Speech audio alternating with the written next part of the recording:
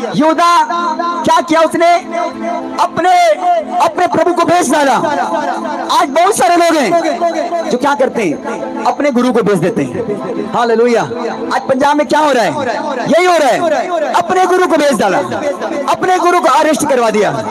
मैं प्रॉफेट बजेंद्र सिंह के बारे में बात कर रहा हूं। अपने लोग ही क्या कर दिए, जेल के अंदर डलवा दिया। Hallelujah, hallelujah. लालच है ऐसे लोगों पर। बाइबल बताते यहूदा एक चेला में से चेला था, उसने प्रभु को नहीं छोड़ा। 20-30 चांदी के सिक्के के कारण उसने बेच डाला। बोलो यीशु मसीह की। बाइबल बताती यूसुफ को जेल में डाला बिना गलती का। उस औरत ने बेविचार में उसको जेल डलवाया था, और आज क्या हुआ? बिना गलती का प्रॉफिट को डाला गया है। लेकिन प्रॉफिट के साथ, यूसुफ के साथ जैसा परमेश्वर था, प्रॉफिट के साथ परमेश्वर है। हालेलुया, प्रॉफिट के साथ प्रॉफिट अकेला नहीं है, प्रॉफिट परमेश्वर है। जेल के अंदर भी प्रॉफिट है। और पंजाब देखेंगे यीशु के नाम में वो बहुत जल्दी वापस आएगा। पाप वाला जो जीवन है ये बड़ा डेंजरस है, क्योंकि हो सकता है आज आप गुनाह में हो और आशीषित हो रहे हो। फिर आप जब कंपेयर करेंगे कि मैं तो पाप में हूं लेकिन मुझे तो आशीष मिल रही है, देखो मेरे बॉस ने मेरी तनख्वाह बढ़ा दी, मेरे बॉस ने मुझे गाड़ी लेके दी है, देखो परमेश्वर मुझे ब्लेस कर रहा है, मेरी शादी हो गई है। लेकिन वो अप्रूव नहीं होता है कि परमेश्वर आपसे प्रसन्न है। ये संसार की आशीषें ये सबूत नहीं है कि परमेश्वर आपसे खुश है।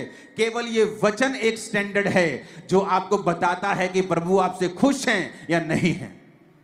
आमीन। कितने मेरी बातों को समझ रहे हैं?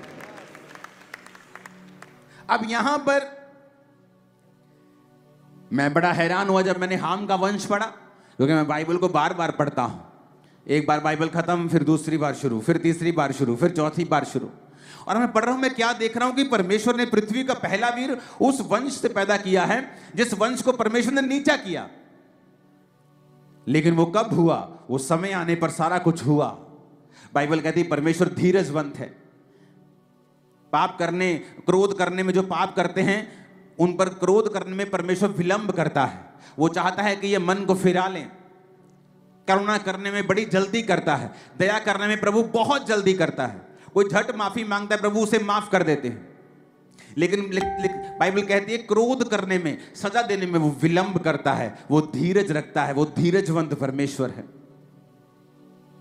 आज आपको ये फैसला लेना है, क्योंकि जब आप पाप का जीवन जीते हैं तो इसका मतलब ये नहीं कि मुसीबतें अभी आपकी लाइफ पर आएगी, लेकिन आप एक ऐसी डायरेक्शन पर चल पड़े हो जिसका एंड 100% रॉन्ग, 100% रोने वाला और 100% फ्रूटलेस होगा, और उसका एंड बहुत भयानक होगा। लेकिन आज जो लोग पवित्रताई में जीवन जी रहे हैं उन्हें लगता है कि पवित्रताई में जीने का क्या फायदा है, पवित्रताई में जीने का कोई फायदा नहीं। लेकिन जब साल बीतते जाते हैं, महीने बीतते जाते हैं, और जो रिजल्ट फिर आपके लाइफ में आता है, मैं आपको बोल रहा हूं, जितने दिन यहां बैठे हैं आपके वंश, आपकी पीढ़ी दर पीढ़ी आपके पवित्रताई के सामर्थ्य को देखेगी और एक बड़ा रिजल्ट उनकी जिंदगी में होगा। आमीन। मेरे को ऊंचे वाला और खतरनाक वाला चाहिए चर्च। हालेलुया। ऊंची आवाज में हालेलुया बोलो जरा। और आप देखो कहां से निकला मिस्र, इसी हामवे से। कौन सा मिस्र? जिसने इज़राइल को तंग किया। बाइबल कहती है आज भी शरीर से जन्मा हुआ आत्मा के जन्मे हुओं को सताता है।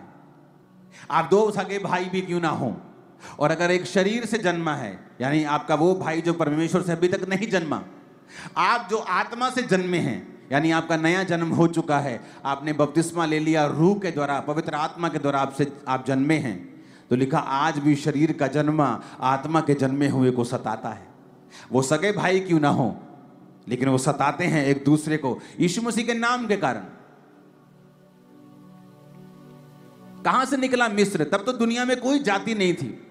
वचन कहता है कि ये सारे बच्चे जो हाम के थे, यपेत के थे, शेम के थे, ये सारे बच्चे अपने अपने नामों के अनुसार अपने अपने देशों को उन्होंने बसा लिया। यबूसी कौन था? एक बेटा था, पूरा यबूसी देश उसने बसाया। एमोरी कौन था? एक बेटा था, पूरा एमोरी देश उसने बसाया। और इसलिए परमेश्वर ने कहा था अब्राहम को कि मैं ये अमोरियों का ये सब देश तेरे वंश को दूंगा। क्यों? क्योंकि वो उन अब्राहम उस बेटे की संतान थी जिसको परमेश्वर ने ब्लेस किया था, जिसने अपने बाप को नंगा नहीं देखा था। और परमेश्वर ने कहा ये जो पापियों का वंश है, मैं ये सारे देश, इनके देश मैं तेरे वंश को दे दूंगा।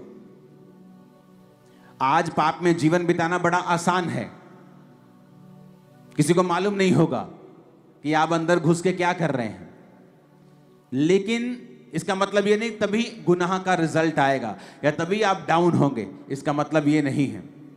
कई बार एक व्यक्ति पाप में हो सकता है और अगले 5-6 साल बड़ी आशीषें उसकी जिंदगी में आए और वो सोचता है शायद परमेश्वर ने इसे अप्रूव कर दिया है या परमेश्वर इन चीजों की परवाह नहीं करता है, लेकिन ऐसा नहीं है।